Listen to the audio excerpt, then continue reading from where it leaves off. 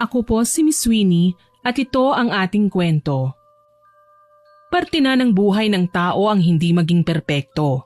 Lahat tayo ay nagkakamali, nagkakasala at nagpapakita ng kaugaliang taliwas sa nais na makita sa atin ng iba. Kagaya na lamang ni Lolo Jimmy na isang dating artista noong kapanahunan niya. Makisig, matipuno at mahilig magpalambot ng puso ng kahit na sinong babae. Kahit ngayong may edad na ang lalaki, naging problema pa rin ito ng kanyang pamilya. Sa dami ba naman ang nais na malahian ni Lolo Jimmy, hindi na nila iniisip ang edad at katangian nila sa buhay. Ang mahalaga, makadaupang palad ang pinakamimithing lalaki. Inaabuso naman ito ni Lolo Jimmy, porke alam niyang may mga nahuhumaling pa sa kanya, sinasamantala niya ang mga kababaihan makatikim lang ng iba't ibang putahe. Kabilang sa nadagit niya ang puso ay si Mimay, ang kapitbahay nilang nagtatrabaho sa bar. Mimay, alam mo bang maganda ka, iha? Aba, hindi bagay sa'yo magtrabaho sa pipitsuging bar na yan. Masisira lang ang buhay mo. Masyado niyo naman akong pinupuri, Lolo Jimmy. Baka masanay ako niyan. Totoo naman ang sinasabi ko sa'yo, iha. Saka, huwag mo na akong tawaging lolo. Malakas pa naman ako. Kaya ko pa nga mag-10 round eh. Ay, ang harot niyo po ah. Meron ba tayong 1K dyan? Kung gusto mo nga, 5K pa eh. Ay, gusto ko yan. Galante. Galante talaga ako, iha. Lalo na sa mga babaeng masunurin at malambing. Dala ng mga narinig, kaagad na umalerto ang sistema ni Mimay. Pera, alam niyang magkakaroon siya noon kapag dumikit siya kay Lolo Jimmy. Alam niyang simple lamang ang pamumuhay ng lalaki sa tapat ng bahay niya kasama ang asawa niyang si Lola Alicia. Ngunit nakakasigurado siya maraming tagong yaman ng lalaki na kailangan niyang makuha. Tuloy humakbang siya at ikinawit ang braso sa leeg ng matanda. Kung gano'n naman pala, hanin ang itatawag ko sa'yo mula ngayon. Ako na ang mahal mo at wala nang iba, ha? Sigurado ka ba, iha? Honey? Sigurado ako, honey. Basta matutupad ka sa mataas na presyo. Ano, game ka ba? Matamis ako, sabi ng mga customer ko. Mamaya kapag nagdalawang isip ka pa, maunahan ka ng iba. Ay, hindi. Ang gusto ko akin ka lang. Pwede naman siguro yun, hindi ba? May karapatan ba akong tumanggi? Talagang hindi ka makakatanggi. Ako lang dapat sapat na. Naging maayos ang relasyon nila Lolo Jimmy at Mimay sa kabila ng may asawang matandang lalaki. Ilan sa mga etsyosera ang nakapansin at nagsusumbong sa ginang ngunit deadma lamang ang babae. Para kay Lola Alicia, wala nang sasaya pa sa katotohanan kapag nakita niya ito ng harap-harapan. Sa hapunan, dalawa lang silang magkaharap ni Lolo Jimmy nang maisip niyang isatinig ang kanyang saloobin. Jimmy, mahal, may itatanong sana ako sa iyo eh. Sana sabihin mo sa akin ng tapat at mula sa puso ang iyong kasagutan. Oo naman, mahal. Ano ba yun? Totoo bang may babae ka? Narinig na mga kakilala ko sa labas. Madalas ka raw makipagkita sa isang GRO. Ikaw naman, mahal. At naniwala ka sa kanila. Nakita mo ba kung sino ang kasama ko ngayon? Hindi ba't ikaw? Gusto kong magtiwala sa'yo, Jamie. Sana lang hindi mo ko niloloko. Naiintindihan mo ba ako? Oo naman, mahal. Bakit naman kita lolokohin? Magtatagal ba tayo ng ganito kung hindi kita mahal? Ikaw lang ang reyna ko. Yun ang palagi mong tatandaan. Siguraduhin mo lang dahil oras na mahuli kita hindi ka magsisisi. Mahal, kahit bantayan mo pa ako buong araw, wala talaga akong kabit. Sinabi mo yan, ah? Nananansyang wika ni Lola Alicia. Ang totoo niyan, nakapagdesisyon siyang bantayan ng mister ng makasiguro. Alam naman niyang naging tapat sa kanya si Lolo Jimmy. Ngunit kapag napatunayang may ginawang kabalastugan ng kanyang pinakamamahal, sisiguraduhin niyang maghahalo ang balat sa tinalupan. Samantala, ni hindi man lang natinag si Lolo Jimmy sa pagdududa sa kanya ng asawa. Palihim pa rin siyang nakikipagkita kay Mimay hanggang sa magtagal ang kanilang relasyon at umabot pa ng 1 buwan. Sa mga panahong yun, nababawasan na ang takot niya kay Lola Alicia na kahit magbanggit man lang siya ng paghanga sa ibang babae ay hindi naman umaalis. Isang araw, magkausap sina Mimay at Lolo Jimmy sa harapan ng bahay ng lalaki. Honey, Jimmy, kailan mo ba kasi ako patutuloyin sa bahay mo? 1 buwan na tayong mag-on, pero mailap ka pa rin sa akin. Aba, dapat ipakilala mo na ako sa pamilya mo. Ang hirap naman kasi ng ganito eh. Tago lang tayo ng tago. Hindi na tayo mga teenager, ano? Saka na, Honey Mimay. Alam mo naman na may matandang hukluban pa sa bahay eh. Ayoko naman na magkagulo. Kilalang sabungera dati ang asawa ko. Mamaya niyan eh, ikaw pa ang isabak niya sa labanan. Nasasabik na kasi kung masolo ka, Honey Jimmy. Kailan ba mangyayari yun? Aba, hindi naman deserve ng kagandahan ko ang paghintay ng matagal, ano? Huwag mong sabihing natatakot ka sa asawa mo. E paano naman ako? Abay eh, darating din tayo dyan. Kailangan lang nating dahan-dahanin ang bawat eksena. Bakit kailangan pang bagalan? Gusto ko nang mabilisan, honey. Yung nakakahingal, yung nakakagulat, yung bigla-biglang sumasabog. Huwag ka mag-alala. Kapag umalis si Alicia sa bahay, ikaw muna ang papalit sa kanya pansamantala bilang reyna. Talaga ha? Pangako mo yan ha? Alam mo naman na magtatampo ko kapag nalaman kong pinaasa mo lang ako. Pangako ko nga yun. Kailan mo naman ipapaubaya sa akin ang bataan? Alam mo kasi, nasasabik na ako sa iyo, honey. Baka naman pwede mo nang ipatikim sa akin yan. Ay, yun talaga ang pinananabikan mo, honey. Ang bilis mo naman.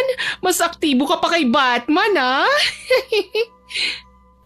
Ano pa nga ba? Ang masarap na pagkain ay hindi dapat na pinatatagal. Kailangan lantakan kagad bago mapanis. Hala, hindi naman ako pagkain eh. Pero pagbibigyan kita, basta hayaan mo akong pumasok sa bahay niyo ha. I-welcome mo ako ng bonggang-bongga. Sige na. Basta, huwag ka lang magpapakita sa aking asawa ha. Baka magkagulo tayong tatlo. Isipin na may love triangle sa relasyon namin. Palingon-lingon si Lolo Jimmy sa paligid, naniniguradong walang makakakita sa kanya. Sa pagkakaalam niya, maagang umalis si Lola Alicia. Nagpunta ang ginang sa palengke dahil kailangan bumili ng paborito nilang gulay. Dasal niya lang na sana wag munang bumalik ang babae. Hindi naman siya natatakot sa apo niya na si Christine dahil alam niyang natutulog pa ang dalaga ngayon. Papasok na sana sila sa bahay nang bumitiw si Mimay sa pagkakahawak sa kamay niya. Saglit lang, honey. Oh, bakit? Akala ko ba gusto mong pumasok sa loob? Pwede bang maligo na muna ako? Babalik naman ako kagad eh. Doon na lang ako sa bahay ko. Naroon kasi ang mahahalaga kong gamit na panligo eh. Basta hintayin mo ako ha? Oo, sige. Bilisan mo lang at mainipin ako, Iha. Hay, mabango ka na naman at pwede nang papakin. Bakit kailangan pang patagalin? Mabilis lang ako, pangako. Huwag ka nang malungkot. Nagkataon naman na nakauwi na ang asawa niyang si Lola Alicia mula sa palengke at narinig ang usapan ng lalaki at kapitbahay nilang malandi. Uminit ang ulo ni Lola Alicia. Kilala niya ang pangalan ng babaeng kausap ng asawa niya. Alam niya rin ang kakaibang reputasyon nito kapag harutan na ang pag-uusapan. Nagririgo doon ang dibdib niya sa pagnanais na makakuyumos ng taong pasaway. Sa kusina siya pumasok, umaasang mahuhuli sa akto ang dalawa. Ngunit nakalabas na ng bahay si Mimay kaya hindi na niya nakumpronta pa. Jimmy, anong kalokohan na naman ito? Ano, talagang pinapupunta mo rito ang babae mo? Alicia, huwag ka nang magagalit. Wala akong ginagawang masama. Wala! Sigurado ka! Hindi ako tanga! Lantara mo na akong niloloko! Walang iya ka! Nasaan ang babae mo? Alicia, wala akong babae. Kita mo nga, nag-iisa lang ako, hindi ba? Sampaling kaya kita nang makita mo ang hinahanap mo. Talagang lolokohin mo pa ako. Narinig ko na naglalandi ang kayong dalawa eh. Magsabi ka sa akin ng totoo. Nasaan na? Kumalma ka, Alicia. Wala nga.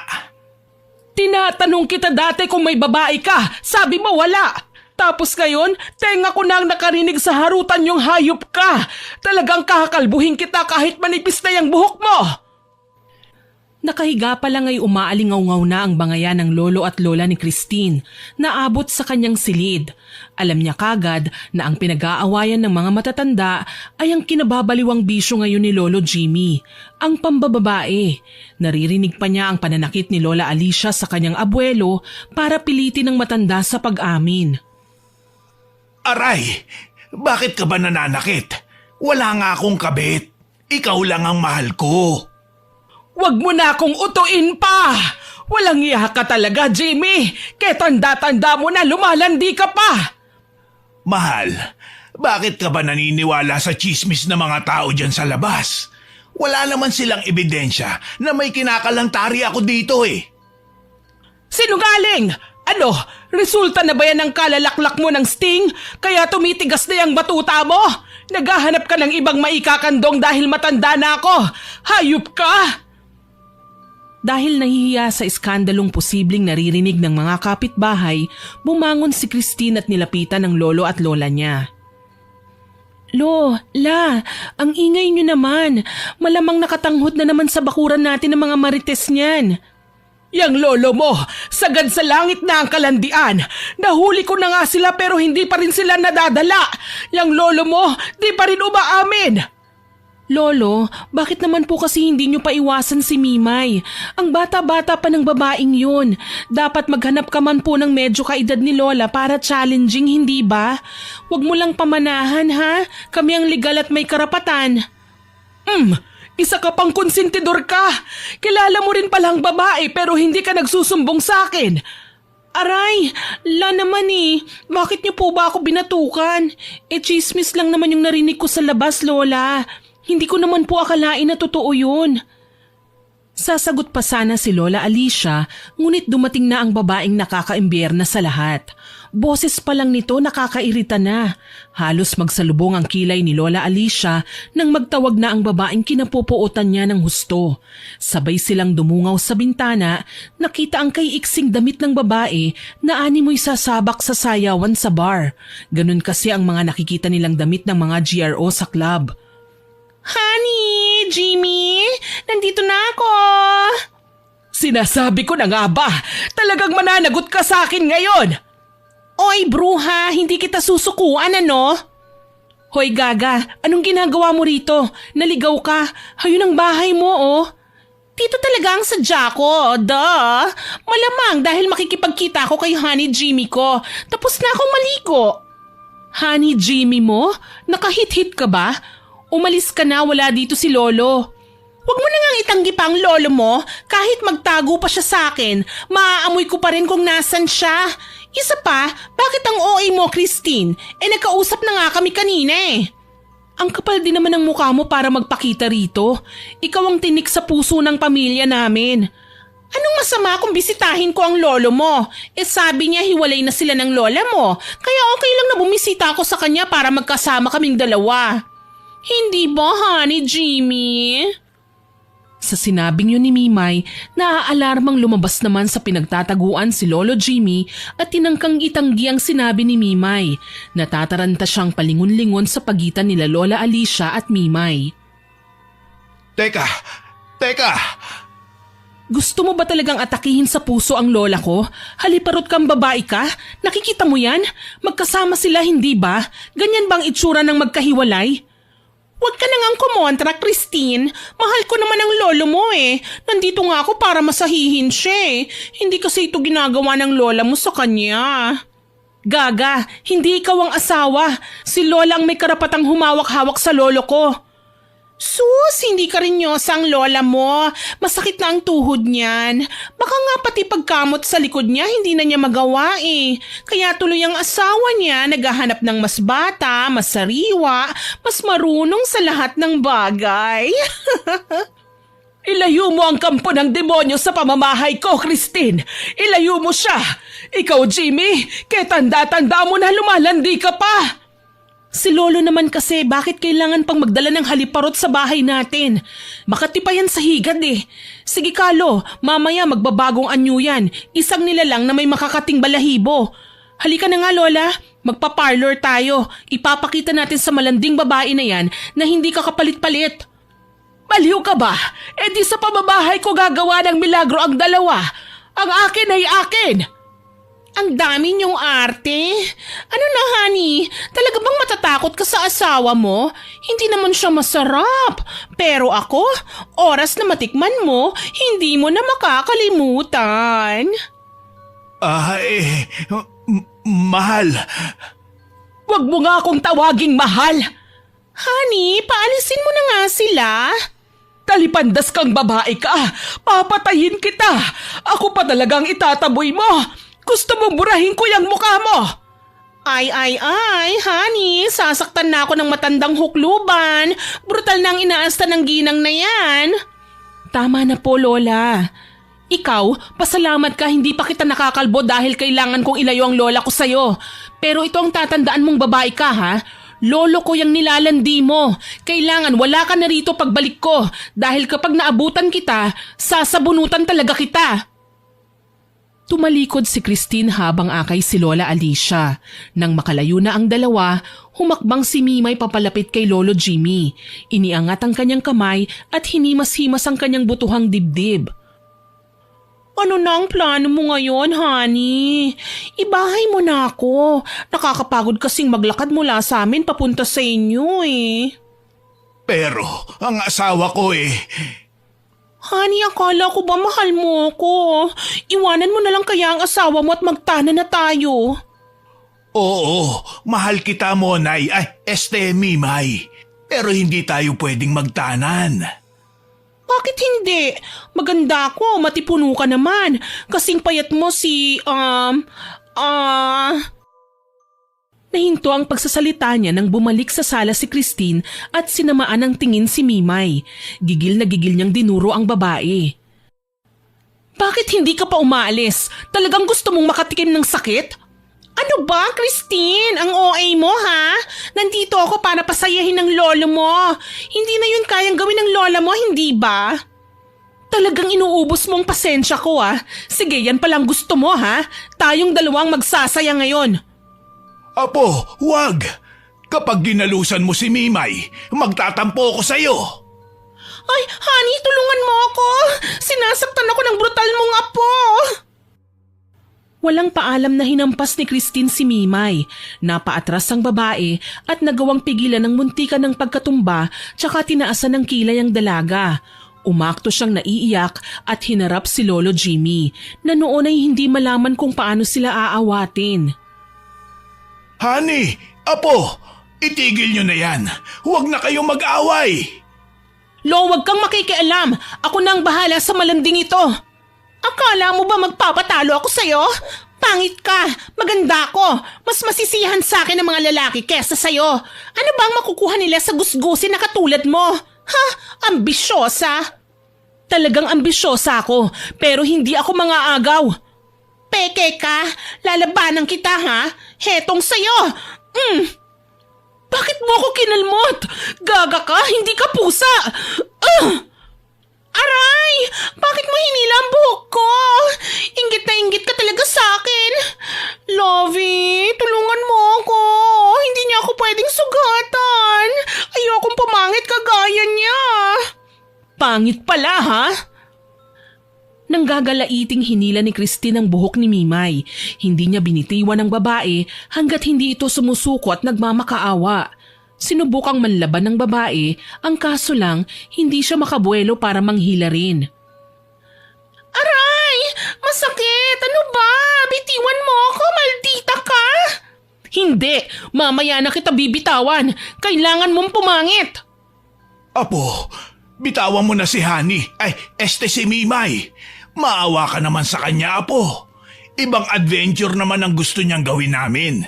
Hindi giyera kagaya na ibinibigay mo sa kanya ngayon. Tsaka na lang natin gawin, honey, ah. Mamamatay ako ng maaga sa kamay ng apo mo, eh. Lumayas ka na! Ipinagtulakan niya si Mimay palabas ng kanilang bahay. Sigurado, pagtatawanan ng babae kapag nakita ng mga marites dahil matinding bugbog ang inabot ng dalaga sa kanya. Hinarap kagad ni Christine ang lolo niya na silang dalawa na lamang. Ngising aso si Lolo Jimmy habang kakamot-kamot ng ulo. Lolo naman, sa dami ng babae si Mimay pa talaga. Hindi ka ba naaawa kay Lola? Apo, hindi mo ko maiintindihan dahil hindi ka kasing macho na kagaya ko. Aba, may pagkamacho ka pang nalalaman ha, Lolo? Ibang klase ka rin, ano? Iha, intindihin mo naman ako. Kaya ako nilalapitan ni Mimay ay dahil pogi at matipuno ang lolo mo. Alam mo naman ang mga lalaki, kapag may mga babaeng humahanga sa pisikal nilang kaanyuhan, ay mas tumataas pa ang kumpiyansa nila sa sarili. Lolo naman, kahit ano pa ang rason mo, alam nating mali ang ginawa mo. Kawawa naman si Lola. Siguro nga po hindi kita sinasaway sa ginagawa mo. Pero nasasaktan po ako sa tuwing umiiyak si Lola ng mag-isa sa kwarto niyo. Palagi kong sinusuyo ang lola mo, pero lagi niya akong ipinagtatabuyan. Lolo, kakausapin ko si Lola tungkol dyan. Basta hanggat maaari, huwag ka nang makikipaglapit sa Mimay na yan, ha? Kalimutan mo na siya. Sayang naman, Apo. Hindi ko pa siya nabibigyan ng first kiss eh. Lolo, tigilan niyo na nga po yan, ha? Hindi niyo kilala si Mimay. Alam niyo bang minsan nang nagtrabaho sa barang babaeng yun? Siya. Hindi ko na ipipilit si Mimay. Ibabaling ko na sa ibang bagay ang aking pagkahumaling sa kanya. Nakahinga ng maluwag si Christine nang marinig ang sinabi ng lolo niya. Kahit papaano, mapapanatag na siya nang malaman na iiwasan na ni Lolo Jimmy ang gulo sa buhay nila. Umalis kagad ang babae at nagtuloy na sa kanyang kwarto. Si Lolo Jimmy naman napatingin sa kanilang bintana. Napanganga nang makitang nakatayo na naman dun si Mimay at kinakawayan siya. Sa takot na mahuli, dali-dali siyang tumakbo palabas. Mimay? Honey, halika, lumabas ka! Anong ginagawa mo rito? Bakit ka bumalik? Honey, hindi naman kita pwedeng iwan na lang nang hindi na ibibigay ang request mo, ano? Tara na sa bahay, doon na lang tayo maglaro. Talaga? Sige, gusto ko yan. Nasaan na ba ang matandang hukluban? Nasa kwarto na siguro. Huwag ka mag-alala. Pinakakalma na siya ni Christine. Hindi na magwawala si Alicia. Ay, gusto ko yan! Magagawa na natin ang lahat ng nais nating gawin. Akala ko ba isasama mo ako sa bahay mo? Oo nga, halika na!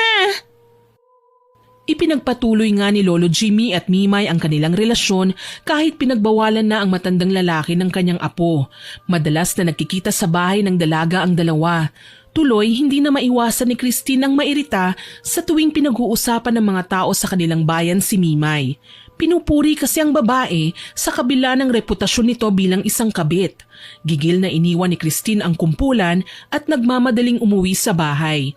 Nagulat siya nang maabutan ng kanyang lola Alicia na nag-eempake. Lola, anong ginagawa mo? Bakit mo nililigpit ang mga gamit mo? Magbabakasyon na muna ako, iha. Kailangan kong magpalamig. Alam mo na, kapag nagtagal ako rito, baka makalimot ako at may mapatay pa ako. Hay, si Mimay na naman po ito, ano? Alam mo, Lola, nanggigigil din ako sa malanding babaeng yon. Pero hindi ko hinangad na iwan si Lolo. Kapag ginawa kasi natin ito, baka mas magkaroon pa ng pagkakataon si Mimay na tumira rito. Gusto niyo po ba yon? Basta, gusto ko munang huminga at linawin ang aking isipan. Ikaw na ang bahala dito, ha? Bantayan mo ang lolo mo. Sakali ba na may gawin silang hindi maganda, alam mo na ang gagawin mo. Lola naman, ginawa pa akong gwardya. Apo, Hayaan mo na. Maliban sa lolo mo, ikaw lang ang tao dito sa ating bahay. Ikaw ang magiging tagapagtanggol ng pamilya natin. Kaya sige na, hayaan mo na akong umalis, ha? Babalik rin naman ako. Diyos ko, paano kung dito na tumira ang kabit ni Lolo, Lola? Huwag mo akong gawing tagapagtanggol. Dapat ako nga ang pinagtatanggol eh. Matapang ka, Apo. Huwag mong hayaan ang pagiging babae natin ang magpahina sa'yo dahil madadaig ka ng lahat ng nagbabalak ng masama sa inyo. Matuto kang lumaban at ipaglaban ng tama. Hindi ko pa kasi kayang gawin yun para sa sarili ko ngayon. Wala siyang nagawa nang umalis nga si Lola Alicia ng bahay at dali-daling pumara ng taxi. Iisang lugar lang naman ang kanyang pupuntahan, sa probinsya kung saan nakatira ang isang lola ni Christine, ang nakababata nitong kapatid na si Lola Meli. Huminga ng malalim ang dalaga. Sa kanyang isipan, nagpapasalamat na rin siya na panandaliang lumayo ang kanyang lola. Magagawa na niya ng mas malaya ang kanyang binabalak na pagmamatsyag laban kay Mimay. 3 araw ang lumipas, nagising si Christine sa ingay ng ungol ng isang babae sa kabilang kwarto. Nagdududang bumalikwas siya ng bangon at walang ingay na naglakad palabas ng kanyang silid. Dumiretso siya sa pinanggagalingan ng ingay. Dadalawa lang sila ng lolo niya kaya nagtaka siya kung bakit may ibang boses na umaalingaw-ngaw sa ibang bahagi ng kabahayan. Tinuntun niya ang silid ng abuelo. Pagbukas niya ng pinto, napamulagat siya. Nakapatong sa ibabaw ng nakahigang si Lolo Jimmy ang sumasayaw-sayaw na si Mimay, magulo ang buhok at hinahaplos ang matanda. Mga taksil! Lolo, talaga ba? Tinaasan niyo pa ang level ng kasalanan ninyo? Ang rurumi niyo! Ay, bakit ka naninilip? Lumabas ka! Honey, pagalitan mo nga yung apo mo. Istorbo! Ako pa ang istorbo? Sige, aabalahin na lang kita ng bonggang-bongga. Aray! Bakit mo ako sinabunutan? Sinisira mo ang bagong riban kong buhok, ha? Akala mo ba nakakatuwa ka? Papatayin kita! Bagong parlor ako, ano ba? Honey, oh! Apo, Christine, pabayaan mo na si Mimay. Huwag mo siya sasaktan, pakiusap. Talagang nakikiusap ka pa sa akin ngayon, Lolo? Para lang sa malanding yan? Ano bang pakialam mo? Ako na ang reyna sa bahay na ito. Ipinangako na yun sa akin ng honey ko, lalo na't naglayas ng matandang hukluban. Hindi matandang hukluban ng lola ko. Haliparot ka? Ang kati-kati mo? Pati lolo ko pinatulan mo? Wala ka nang magagawa ron. Isinuko ko na kay honey ang bataan ko. Kaya magagawa ko ng lahat ng naisin ko sa pamamahay na ito. Pangako kakalbuhin kita. Honey, huwag mong bigyan naman ang apo mong suwail, ha? Lahat ng kayamanang meron ka, ako na ang bahalang mamahala. Ayos ka rin, ano? Hindi mo pwedeng pakialaman ang pera ng lolo ko. Bakit ba? Hindi nga siya umaangal, oh.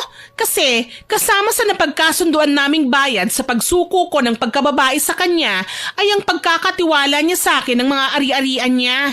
Kaya kung ako sa'yo, maging masunurin ka na lang kung ayaw mong mapatalsik sa bahay na ito.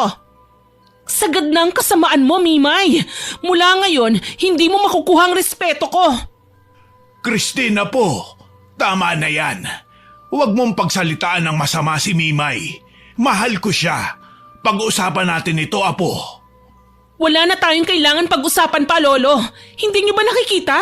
Pera lang ang minahal sa inyo ng babaeng yan. O baka nga may iba pang habol sa inyo yan eh. Apo, mahal ko si Mimay. Sa kanya ko lang nakita ang pagmamahal na dati na tikman ko kay Alicia. Ngayon, hindi na ako mahal ng lola mo. Mas mahalaga na lang sa kanya ang sarili niya. Hayaan mo na kami. Masaya naman ako sa piling niya. Hindi ko alam kung anong sasabihin ko, Lolo. Naguguluhan ako sa mga bagay na pinaggagawa niyo. Mahal kayo ni Lola. Hindi niyo lang tinatanggap dahil akala niyo wala na siyang pakialam sa inyo. Muli, sinugod niya si Mimay at nakipaghilahan ng buhok sa babae. Maging ang pag-aray nito, may kaartehan. Tuloy, gigil na gigil siya at hindi na maiwasang mas lalo pang saktan ng kabit ng lolo niya. Hindi nakaporma ang babae dahil hindi niya binibigyan ng pagkakataon. Kaso lang, nagulat siya nang sa isang iglap, naging mabalasik ang mga mata nito. Sumingasing at nagbabanta ang mga tingin. Ano? Sasaktan mo ko? Sige, lalabanan kita. Hindi kita susukuan. Anong klaseng nilalang ka? Bakit? Anong nangyari? Ay, wala naman, honey. Nag-uusap lang kami ng pakialamera, oh. Hayop ka? Christine ang pangalan ko. Huwag ka na kasing umatungal. Kahit anong gawin mo, mananatili kang pakialamera. Gigil na muling inatake ni Christine si Mimay. Hindi na nagpatalo ang kabit. Agara na siyang lumaban at nakipagsagupaan sa babae. Nagulat siya nang mapansing napakalakas nito. Nagagawa siyang hawiin ng walang kahirap-hirap at hindi na niya mahulaan pang susunod na gagawin nito. Kinabahan siya at saglit na nahinto sa paggalaw. Muli niyang inatake ang babae pero tila ba hindi na niya magapipa si Mimay. Hindi mo ako matatalo, Christine! Ikaw? Anong klaseng nilalang ka? Isa akong simpleng nilalang. Nananahimik ako pero sadyang sinusundan ng kapalaran na iniiwan ko na sana noon pa. Ngayon, lalabas ang tunay kong katauhan dahil sa pakikialam ng mga taong kagaya mo. Gaga, hindi kita inaano. Ikaw ang gumugulo sa buhay ng lolo at lola ko. Pero gusto ko ang lolo mo at wala ka nang magagawa pa sa bagay na yon. Honey, huwag ka nang magalit. Kakausapin ko ang aking apo, pangako. Huwag mo lang siya sasaktan. Huwag ka makikipag-away sa kanya. Oo naman, honey. Kaso lang nawalan na talaga ako ng gana eh. Ang mabuti pa, bukas na lang natin ipagpatuloy ang ginagawa natin, ha? Talaga ba? Hindi ka galit? Bakit naman ako magagalit sa'yo? O sige na nga, basta bukas magkikita tayo, ha? Sige, aagahan ko bukas. Pupuntahan kita. Kalokohan! Sana mamatay ka na! Christine! Nang makaalis si Mimay, galit na hinarap ni Christine ang lolo niya. Bakas ang matinding hinanakit sa kanyang mga mata. Sa mga sandaling yun, ayaw na niyang paawat sa mga gusto niyang sabihin sa kanyang abuelo. Bakit ganun, lolo? Sa halip na matakot ka at mag-alala dahil umalis si lola, parang natutuwa ka pa. Dinala mo pa talaga dito ang babae mo at kung makaastaan mo siya ang reyna? Hayaan mo na, Iha. Paminsan-minsan lang naman ako sumasaya eh. Bigyan mo na lang ako ng pagkakataon. Ewan ko, lolo. Sa totoo lang, nawawalan na ako ng gana para intindihin kayo eh. Para kasing may masama lang talagang balak sa inyong babaeng yun. Apo, huwag kang ganyan. Kailan ka ba natutong humusga? Hindi ko tinuro sa iyo ang bagay na yan. Tama po kayo, lo. Pero natuto ako sa bawat pangyayari sa buhay ko. Ngayon, masisisi niyo po ba ako kung ganito na ako magsalita ngayon? Pinapakita niyo po kasi na hindi kayo dapat na iginagalang. Ha? Nagulat si Christine nang lumagapak ang palad ng lolo niya sa kanyang muka. Sinapo niya ang nasaktang pisngi at puno ng pagdaramdam na hinarap niya ang matanda. Nang dahil sa malanding babaeng yan, nagawa niyo akong saktan, lolo. Yun palang, lolo, hindi na magandang halimbawa para sa pamilya natin. Baka siya pa ang maging dahilan kung bakit tayo magkakawatak-watak. Pasensya na, Apo. Nabigla lang ang lolo. Halika rito, Iha. Huwag niyo akong tawaging apo. Sinaktan niyo ako. Si Mimay, hindi niyo ba nakikita na may kakaiba sa kanya? Baka nga may sa maligno siya eh. Padabog na iniwan ni Christine ang kanyang lolo. Kaagad siyang dumapa sa kama ng kanyang kwarto at doon ibinuhos ang saloobin. Hindi niya kayang makita ang lolo niya na kasama ang babae nito kaya naman nakapagdesisyon siyang mag-empake na rin para umalis. Hindi naman siya lumayo sa tahanan nila. Nanatili siya sa bahay ng kaibigan niya para mamatsyagan ng galawan sa loob ng bahay nila. Madalas niyang namamataan si Mimay na pumupunta sa bahay ng lolo niya tuwing gabi. Umaalis naman kapag madaling araw na. Tuloy, naisip niyang patagong pumasok sa bahay ng lolo niya nang hindi nila namamalayan. Kailangan kong malaman kung ano ba talaga ang ginagawa ni Mimay at hindi siya maiwan-iwan ni lolo. Kapag nalaman kong ginagayuma siya, ipapabarang kong babaeng yun. Naghintay si Christine nang makapasok siya sa bahay. Sa ilalim ng hagdan siya nagtago habang nakikiramdam. Sigurado siyang nauna siya kay Mimay, kaya naman naririnig pa niya ang mahinang pagkanta ni Lolo Jimmy na abala sa paghahanda ng higaan niya sa kwarto. Ilang sandali lang, napakunot ang kanyang noo nang mapansing may kumalabog sa ibabaw ng bubong. May narinig siyang gumagapang kaya napalabas siya sa pinagtataguan.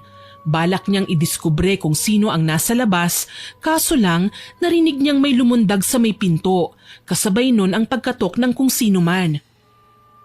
Honey, nandito na ako! Honey ko! Ay, salamat naman at dumating ka na. Halika, pasok, pasok!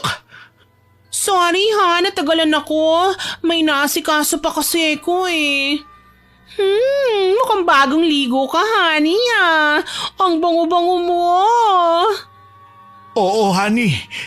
Nagpabango talaga ako para sa'yo. Ano, babanat na ba ako? Gusto ko mauna ka sa kama. Huwag mo naman akong pinatatakam, honey. Masakit na ang tuhod ko. Hindi ko kayang magmadali. Huwag kang mag-alala kung bahala sa'yo. Sasairin ko ang lakas mo hanggang sa hindi mo na maigalaw pati ang eyeballs mo. Para namang isasabak mo ako sa gera. Baka hindi ko kayanin eh. Baka bigla akong atakihin. Ako nga kasi ang bahala, hindi ba? Ang gagawin mo lang, sundin ang lahat ng sasabihin ko. Bueno, sige. At kanina ko pa gustong makatabi ka eh. Ang bango-bango mo. Ano ba, honey? Nakikiliti ako eh. Huwag mo naman masyadong idiin ang bigote mo. Iyan ang gusto ko. Ang nakikiliti habang kinakarinyo. Binubuking mo naman ako eh. Ano ba? Nahihiya tuloy ako. Bakit ka mahihiya? Tayong dalawa lang naman nandito. Sa isang sulok, nanlilisik ang mga matang pinagmasdan ni Christine ng lolo niya at ang babae nito. Gustong-gusto na niyang atakihin ang malanding kabit pero may pumipigil sa kanyang gawin yun. Maya-maya pa, nagtungo na ang dalawa sa kwarto sa itaas. Unang nahiga si Lolo Jimmy, pumaibabaw naman si Mimay. Gumiling-giling ang babae habang nakapatong sa matanda. Tinanggal pa ng babae ang suot nitong salamin sa mata para hindi makita ng malinaw ang buong pangyayari. Ilang sandali pa, nagulat si Christine nang makita niyang lumiliyad-liyad si Mimay hanggang sa tuluyan ng magbago ang kanyang itsura.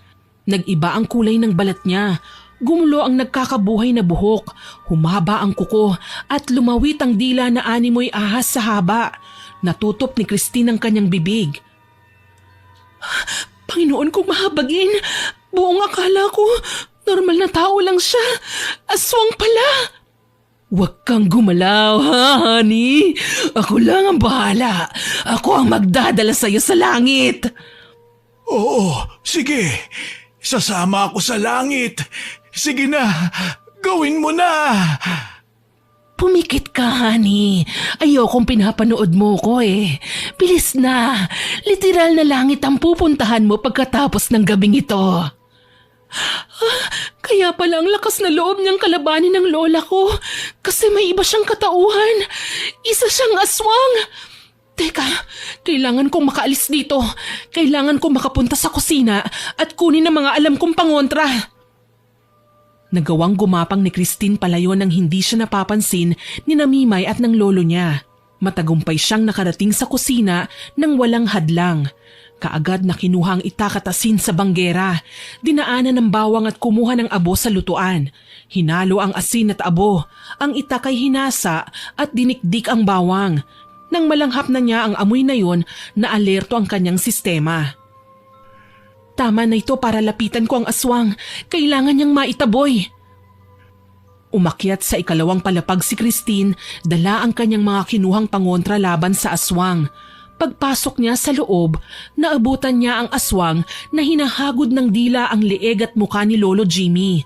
Dahan-dahan at mukhang hindi na basta niroromansa ang matanda. May ginagawa na siyang kakaiba na hindi na parte ng pagiging tao ni Mimay. Kinukonsumo na niya ang matandang lalaki bilang isang aswang. Mimay! Lubayan mo ang lolo ko! Ay bakla! Apo, Tulungan mo ko! Sinasabi ko na nga ba may tinatago kang hindi maganda. Nagulat ba kita? Huli ka na. Nasimulan ko ng sipsipin ang lakas ng lolo mo. Dahan-dahan na siyang mamamatay. Hindi ako papayag na gawin mo yon. Lalabanan kita. Sa tingin mo, kaya mo ako? Hindi ako natatakot sa'yo. Papatayin kita. Una niyang sinaboy ang asin at abong hawak niya. Tumama ito sa braso ng babae. Gayon na lang ang pag-atungal ni Mimay. Mistulang napaso ang kanyang balat. Umangil ang babae at itinaas ang kanyang mga kamay. Tila ba sinusubukang sindakin ng babae. Ilang sandali pa, umatake na siya kay Christine. Kinalmot niya ang apo ni Lolo Jimmy na tumama sa dibdib nito. Masakit ba, Christine? Ganyan ang ginagawa ko sa mga biktima ko, alam mo ba? Dahan-dahan ko silang pinapatay hanggang sa sila na mismo ang bumigay ng buhay nila. Halimaw ka? Akala mo yun lang ang dala kong pangontra? Heto, saluhin mo! Ay, bawang! Ayoko niyan! Mabaho! Wala ka nang magagawa. Kinilawan labas mo ngayon. Ah! Napapaso ako! Durog ang bawang na hinagis mo. Walang iya ka? Aba, ikaw na nga ang tatalunin. Choosy ka pa? Akala mo ba patatawarin kita pagkatapos ng ginawa mo sa lolo ko? Hindi ka na makakalabas ng buhay sa bahay na ito. Ang lakas ng loob mong pagbantaan ako? Di bale, kapag namatay ang lolo mo, ikaw ang isusunod ko! Muli, gumapang ang aswang at dumikit ang kanyang katawan sa dingding. Para siyang butiki na kinukutsa ang kahinaan ng katunggali niyang apo ng kanyang biktima. Si Christine naman ang itakang iwinawasiwas. Habang ginagawa yun, pilit niyang nilalapitan si Lolo Jimmy para kanyang maprotektahan. Nang makahanap siya ng tiyempo, hinampas niya ang itak sabay saksak nun kay Mimay.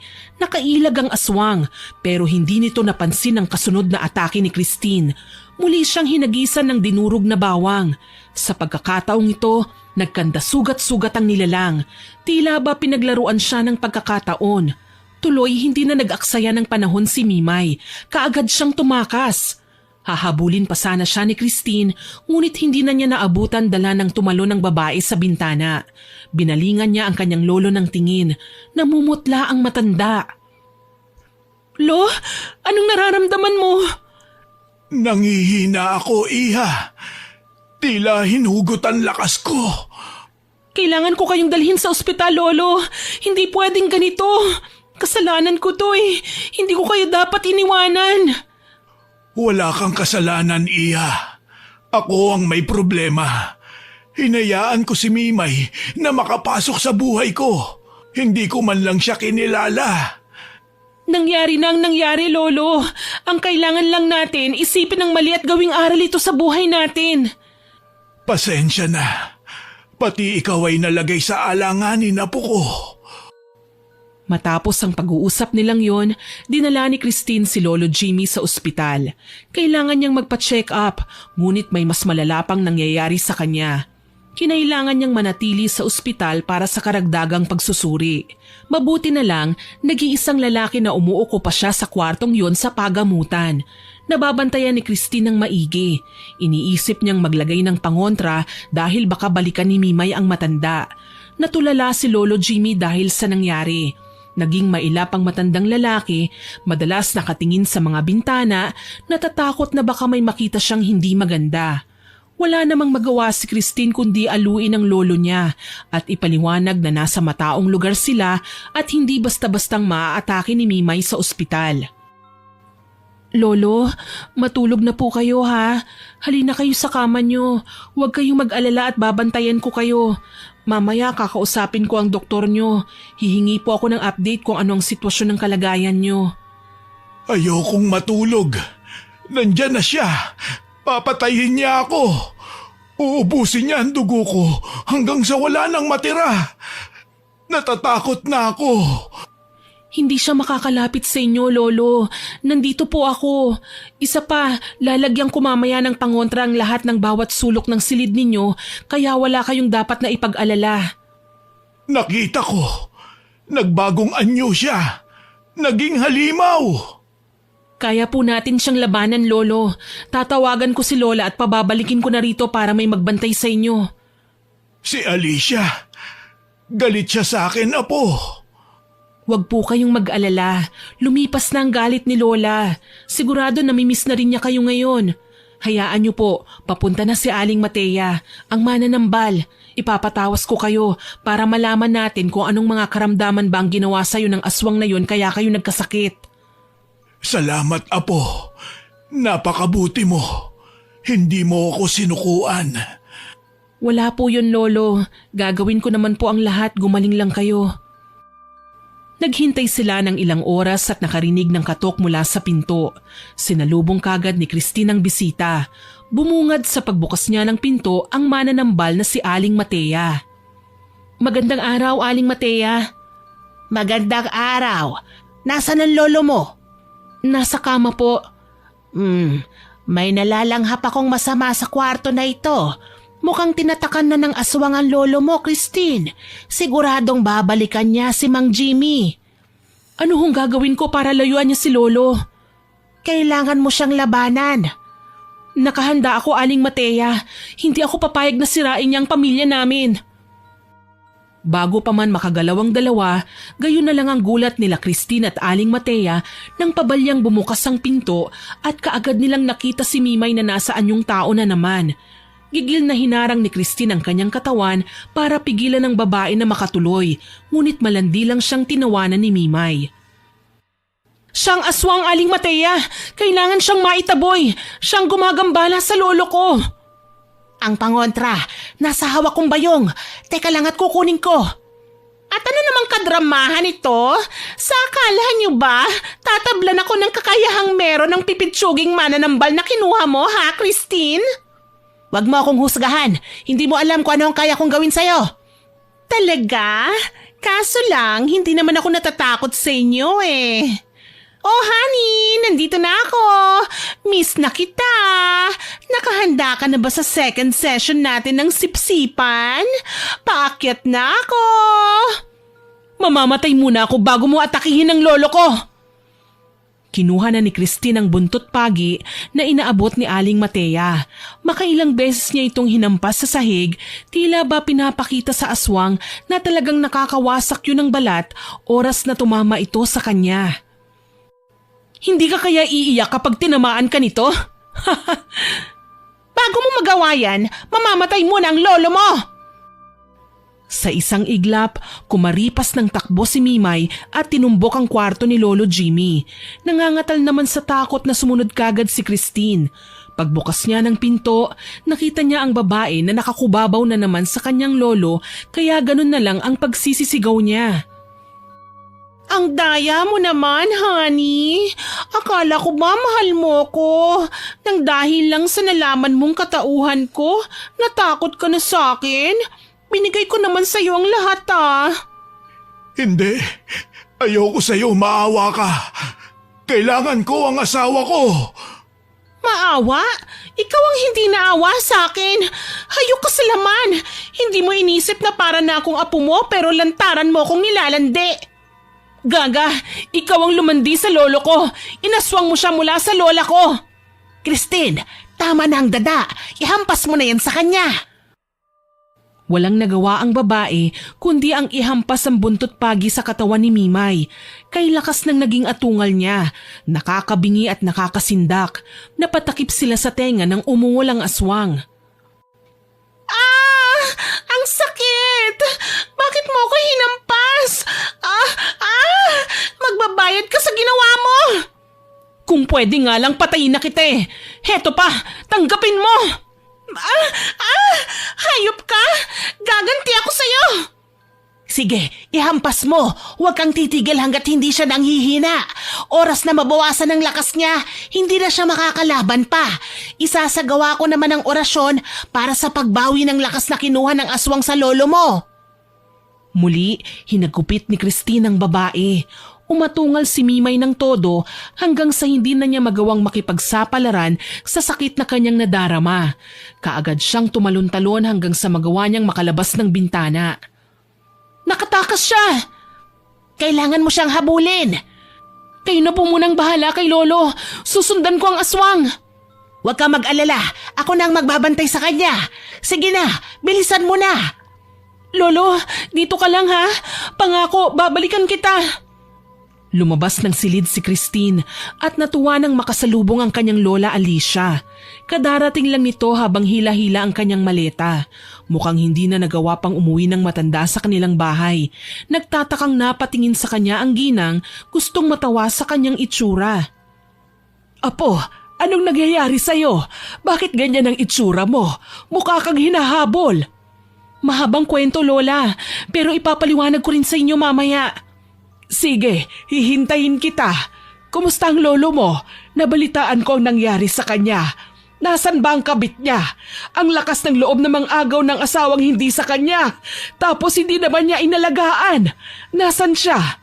Nasa kama lang, Lola. Sige po. At kumaripas na siya ng takbo na hindi lumilingon sa kanyang pinanggalingan. Ang tanging mahalaga kay Christine ngayon ay mahuli si Mimay na nagtatangkang patayin ng kanyang abuelo. Sa kabilang banda naman, humahangos na lumayo si Mimay sa babae na tumutugis sa kanya. Hindi siya pwedeng mabigo, lalo na at si Lolo Jimmy lang ang kailangan niya para masipsip niya ang lakas nito. Saglit siyang huminto sa isang malaking puno at nagbago ng anyo. Sa isang iglap, siya ay naging isang pusa. Tuloy, kahit humahangos na dumating si Christine sa kinaroroonan niya, hindi siya nakita nito. Kasunod ng babae si Aling Matea. Kaso lang, kasabay ng pagbabago niya ng anyo ay naglaho din si Mimay sa kadiliman. Tingnan natin kung mahuli niyo pa ako ngayon. Mimay! Huwag kang duwag! Magpakita ka sa akin! Maharot ka! Ano, naabutan mo na ba? Hindi nga po eh. Hindi ko alam kung saan nagsuot ang demonyong yon. Malamang, nagbago na siya ng anyo. Kailangan natin siyang mahanap. Hindi siya pwedeng makalayo. Baka balikan ka niya para mapaghigantihan. Ano naman po ang gagawin natin? Puntahan natin ang kanyang tahanan. Kailangan natin siyang maunahan sa pagdating niya sa bahay niya. Sigurado po ba kayo? Sigurado ko, iha. Malamang po umuwi na yun sa bahay niya. Alam niyo pong kapitbahay namin si Mimay, hindi ba? May kamalig siya sa kagubatan, iha. Doon tayo pupunta. Ang paninirahan niya sa baryo kasama niyo ay parte lang ng pagpapanggap niya bilang tao. Ang tunay niyang tahanan na pinagtataguan niya ng kanyang lihim ay ang kamalig na una niyang tinitirhan. Bakit niyo po kabisado ang mga bagay na ito, Aling Matea? Bata pa lang ako. Alam ko na ang tungkol sa mga estilo ng aswang para hindi sila mahuli. O paano na po? Umalis na tayo. Kaagad silang nagtungo sa kamalig na tinitirhan ni Mimay. Madilim ang buong paligid nang dumating sila roon. Wala silang nakitang palatandaan na nauna na ang aswang sa sarili niyang bahay. Hindi naman nag-atubiling pumasok ang mananambal at si Christine. Sa bungad pa lang, nalalanghap na nila ang masangsang na amoy mula sa loob. Tila kulob at hindi kailanman nakakatikim ng linis ang nasabing bahay. Ano ba yan? Mukhang ang burara ni Mimay. Ang baho ng bahay niya. Wala siya rito. Yan ang sigurado ko. Kailangan nating mag-abang dito hanggang sa makauwi siya. Paano po kung hindi siya magpunta rito? Huwag kang mag-alala. Narito ang kanyang langis at maskarang ginagamit para hindi siya makilala.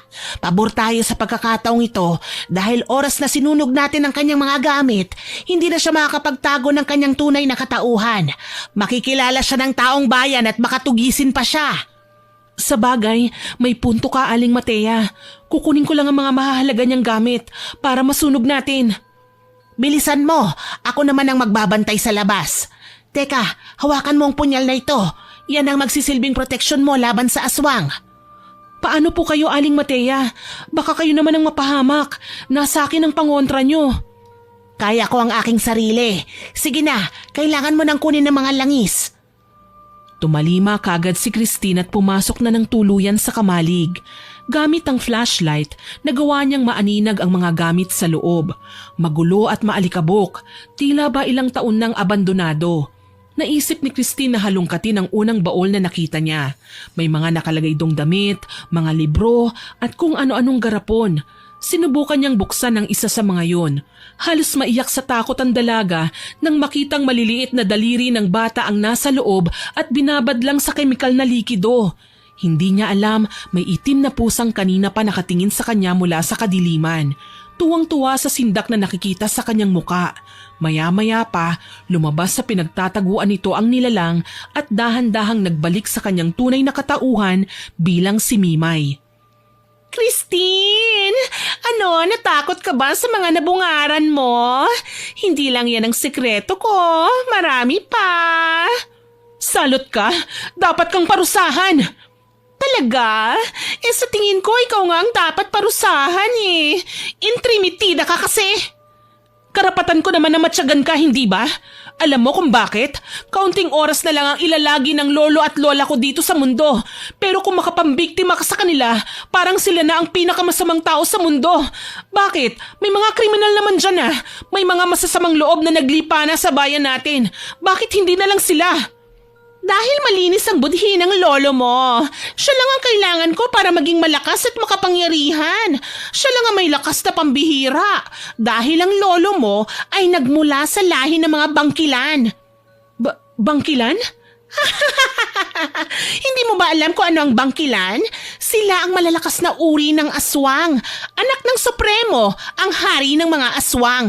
Mga immortal at mga nananatiling bata sa mahabang panahon. Hindi yan totoo. Masakit talagang malaman ang totoo, Christine. Alam mo kung bakit? Dahil wala kang magagawa para depensahan siya. Ayon kay Mimay, may dugo ng kataas-taasang datu noong araw ang kanyang lolo, pamana ng kanilang mga kalahi.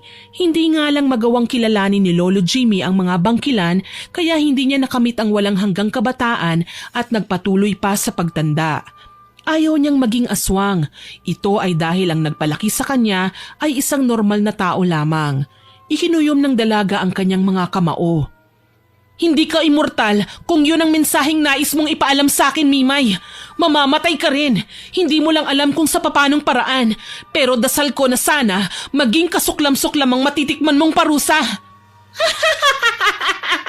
Matagal na akong nasa kamatayan, Christine. Hindi mo na ako masisindak pa. Bagkus, ako ang magbibigay ng iyong kamatayan. Siguro nga sa tingin mo malakas ka. Pero ngayon lang yan. Kakampi ko ang Panginoon. Huwag mo nga mabanggit-banggit ang pangalan ng Panginoon. Naiirita ako.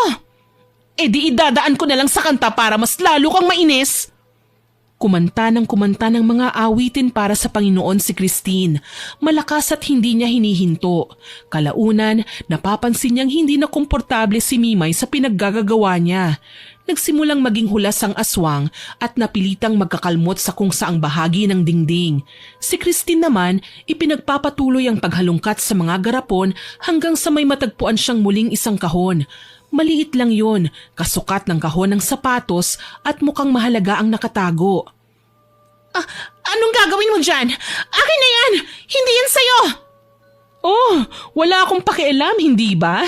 Ang mga bagay na ganito siguro ang dahilan ng kayabangan mo. Ngayon, ihaharap mo sa akin ang sarili mo ng walang langis dahil wawasakin ko na ang mga ito. Wag! Hindi mo pwedeng galawin yan! At bakit naman hindi? Ako ang bahala sa lahat ng makukuha ko. Wala kang pakialam doon. Mabilisang itinakbo ni Christine ang mga nakuha niyang botelya palabas.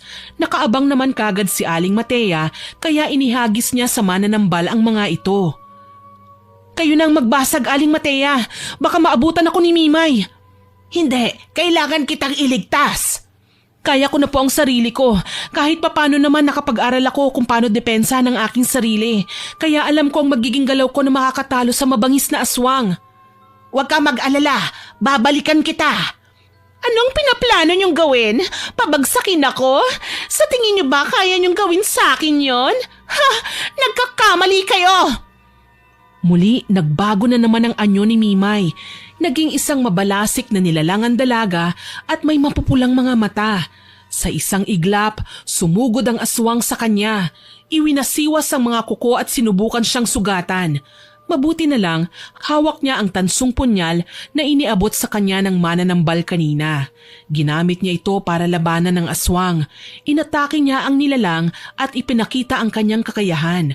Kalaunan, pareho na silang naglalaban ng mabilisan. Pipitsuging tao ka lang! Wala ka namang lakas mula sa lolo mo! Mahina ka! Mahina man ako sa iyong paningin, pero mautak naman ako ng higit sa inaasahan mo. Mautak? Nahuli mo lang kami ni Jimmy sa akto. Mautak ka na kagad? Oo, kasi ang binigay kong botelya kay Aling Matea, masusunog na maya-maya, kaya wala ka nang magagawa kahit magmakaawa ka pa. Ang kapal ng mukha mong pakialaman ng mga langis ko. Ayos lang, mahahabol ko naman ang matanda. Mabagal naman siyang maglakad. Ikaw na muna ang papatayin ko. Paano ka ba naging aswang, Mimay? Bakit ka ba nagkaganyan? Pinagkaitan ka ba ng kapalaran? May nagawa ka bang pagkakamali at naging parusa ang pagiging aswang mo? Napaatras si Mimay sa mga tanong ng dalaga. Hindi na niya inaasahan na magtatanong ng ganon sa kanya si Christine. Simulat sa pool, walang sino man ang nagka-interes na tanungin man lang siya sa kanyang nakaraan. Ang mga tao sa paligid niya ay dati na siyang pinangingilagan, dati nang iniiwasan, ayaw malapitan. Kaya naman nang makita niya ang interes ng mga mata ng dalaga, napagpasyahan niyang ikwento dito ang kanyang pinagdaanan. Tutal papatayin na rin naman niya ang dalaga. Mabuting tao ako noon, pero inabuso ko ng mga tao. Dating matulungin ang aking mga magulang na walang ibang iniisip, kundi ang mag-alala sa kapwa. Umaga hanggang gabi, may mga humihingi sa amin ng tulong. Karamihan, mga taong walang ibang alam gawin kundi ang umasa sa amin. Mabait ka naman pala. Bakit ka humantong sa ganito? Dahil sa mga taong hindi makontento sa tulong na binibigay namin. Pinatay ng 3 kalalakihan ng aking mga magulang. Ninakaw nila ang pera na nakalaan para sa aking pag-aaral. Alahas at iba pang ari-arian. Kahit na nga ang dangal ko at pagkababae, ninakaw din nila. Ang masaklap pa, pinatay nila ako. Pero buhay ka naman ah. Buhay nga ako dahil may ibang nagsakripisyo ng kanyang kaluluwa para manumbalik ako sa dati. Isang nangihinang aswang ang nakita ang buong pangyayari. Gustuhin man niyang tumulong, hindi na niya magawa. Sugatan siya mula sa walang katapusang sagupaan. Ngunit kakaiba ang pag-along ginawa niya sa akin.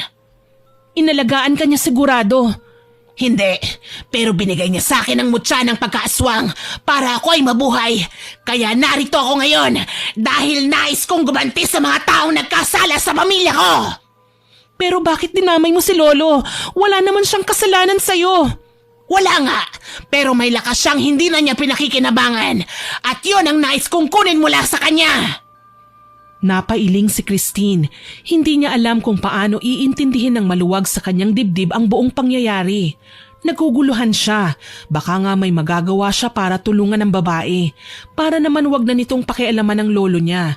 Bago pa man makahakbang si Mimay papalapit sa kanya, dumating naman si Lolo Jimmy kasama si Lola Alicia at Aling Matea. Kilala ko ang mga taong tinutukoy mo, Mimay.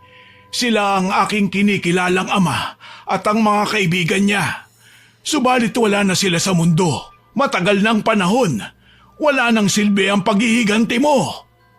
Hindi yan totoo. Kailangan silang mamatay sa mga kamay ko.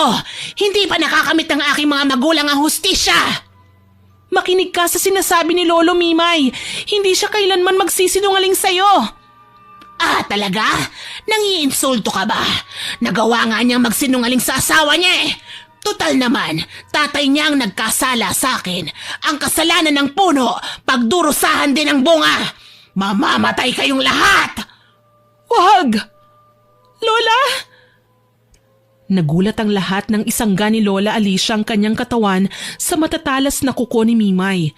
Sa halip na si Lolo Jimmy ang masaktan at mamatay, si Lola Alicia ang nagsakripisyo.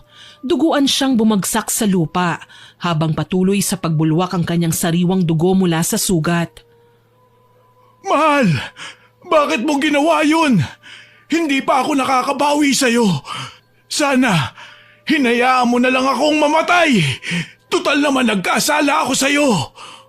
Hindi umiikot ang mundo sa ganoon, Jimmy. Minsan, kailangan magsakripisyo para maipakita sa pamilya niya kung gaano sila kahalaga. Pero bakit ikaw pa ang kailangan magsakripisyo? Bakit ikaw, mahal ko? Yan ang tunay na pagdurusa. Mamamatay ka sa sama ng loob, Jimmy. Parang awa mo na, Mimay. Huwag ang asawa ko. Ako na lang. Lo, ang mga kagaya ni Mimay ay hindi tao kung mag-isip. Siya ay isang demonyo. Ilang beses na din siyang pumatay ng tao. Bakit kailangan kang magmakaawa sa kanya? Ang langis, Christine, yun ang solusyon. Kapag ginamit nyo ang langis, gagaling ang sugat ng lola mo at lilipat ito sa aswang na siyang may gawa nun. Huwag niyong pakialaman ang langis ko! Iniabot ni Aling Matea ang langis na pagmamayari ni Mimay kay Christine. Buti na lang, hindi pa nila ito tuluyang nasusunog.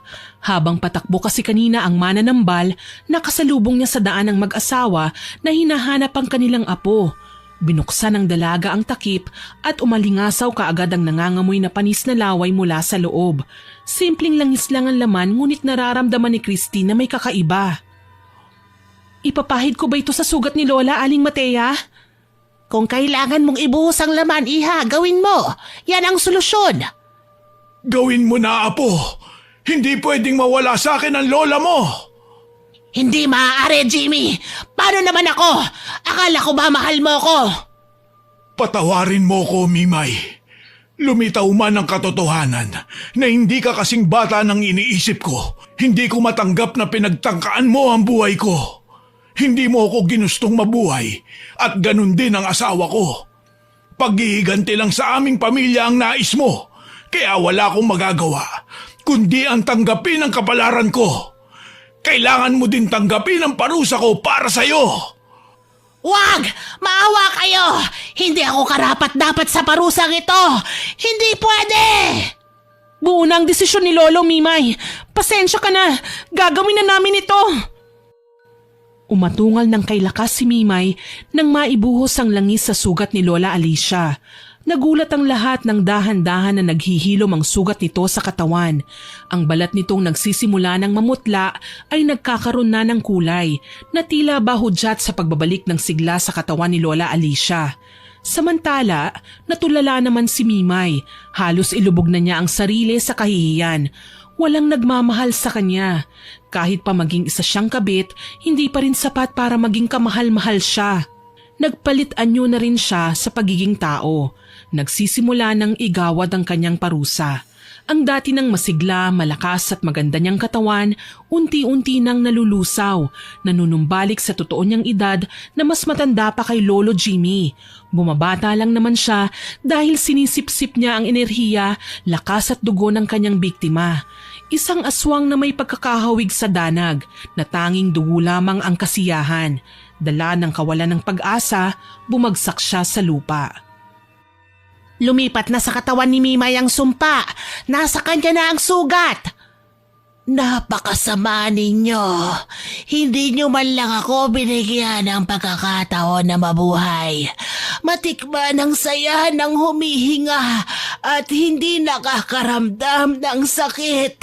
Puro kayo sakim. Mali ka, Mimay. Binigyan ka ng Panginoon ng pagkakataon, pero sinayang mo.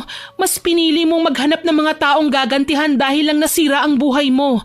Tandaan mo, Mimay, nasira lang ang buhay mo. Kaya pang ayusin.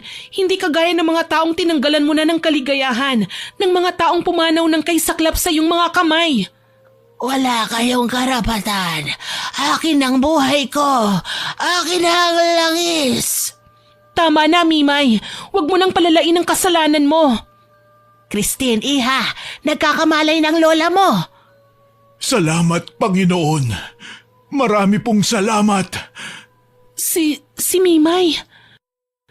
Isang malakas na ungol ang pinakawalan ni Mimay na abot yata hanggang sa kabilang barangay. Ang kanyang katawan na kanina lang ay nangunot dahil sa pagbabalik niya sa tunay na katandaan, nagsimula namang magliyab at maglagablab. Sinubukan niyang humingi ng tulong, umaasa na makakaligtas pa sa sakunang kanyang kinahaharap. Ngunit nanatili lang na nakatingin sa kanya ang lahat. Dahan-dahan na siyang natutupok, Iha. Kailangan mong iligpit ang kanyang apo at haluan ng asin kapag nangyari yon. Mabisang pangontra sa aswang ang abo ng kapwa nila na siguradong magpapaliyab din sa kanila oras na masabuyan. Tatandaan ko po yon, Aling Matea. Mahal ko, Alicia, halika. Bumangon ka. Aalalayan kita. Ayos lang ako, Jamie. Akala ko naglalakbay na ako sa kabilang mundo. Hindi ko hahayaang gawin mo yun, Alicia. Kailangan, sabay tayong maglakbay sa kabilang buhay. Lola, Lolo, nakakatakot naman po yung mga pinagsasasabi ninyo. Tsaka paano ka nakasama kina Lola dito? Nasa ospital ka lang kanina. Nakahingi ang lola mo ng permiso sa doktor ko na iuwi na ako. Wala naman akong malubhang sakit. Nanghina lang ako dahil sa aking mga pinagdaraanan noong nakaraang araw. Ikaw naman kasi, Lolo Hinayaan yung makalapit si Mimay sa inyo. Aswang pala ang babaeng yun. Kinabahan tuloy ako na baka kunin niya kayo at tuluyan na kayong biktimahin. Hindi mangyayari yun dahil nariyan kayo ng lola mo para ipagtanggol ako. Basta, Lolo, wag niyo na pong uulitin yun, ha? Ayokong nakikita kayo nag-aaway ni Lola. Masama po yun. Tsaka ayokong nasasaktan si Lola dahil pinagsiselos niyo. Tatandaan ko yan, Apo. Mahal na mahal ko ang lola mo. Pasensya na kung hinaluan ko ng paglalaro ang aming pagsasama. Sorry, mahal. Sana mapatawad mo ako. Pinatatawad na kita, aking Jimmy. Christine, isama mo na ang lolo at lola mo. Kailangan nating makauwi sa bahay ninyo. Bakit mukhang balisa kayo, Aling Matea? Hindi biro ang ginawang sigaw ni Mimay kanina nang tuluyan na siyang maglagablab. Ito ay senyales ng pagtatawag sa mga kapwa niya aswang.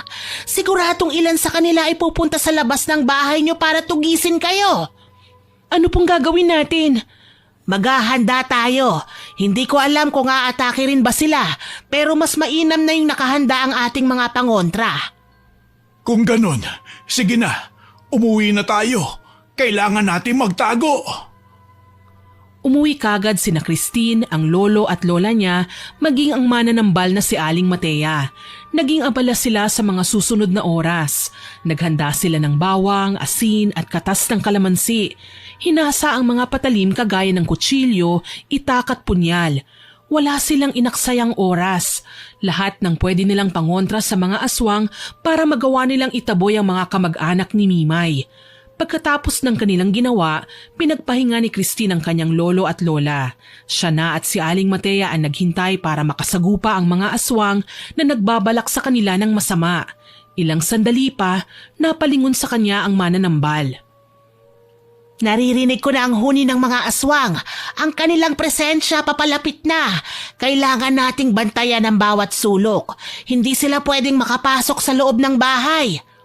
Kinakabahan ako, Aling Matea. Paano kapag marami pala sila at tapos hindi natin sila kaya? Huwag kang matakot, Iha. Hindi lahat ng aswang literal na umaatake. Minsan nakikiramdam lang ang mga aswang. Tsaka lang sila aatake kapag sa tingin nila kailangan masupil ang taong pumatay sa kalahi nila. Sana po hayaan na muna nila tayo. Alam ko naman na may kasalanan din kami kasi hinayaan naming mamatay si Mimay. Kahit naging kabit siya ni Lolo, magagawa namin siyang iwasan. Huwag mong alalahanin yon, Iha. Magtiwala lang tayo sa Panginoon. Alam kong ililigtas niya tayo.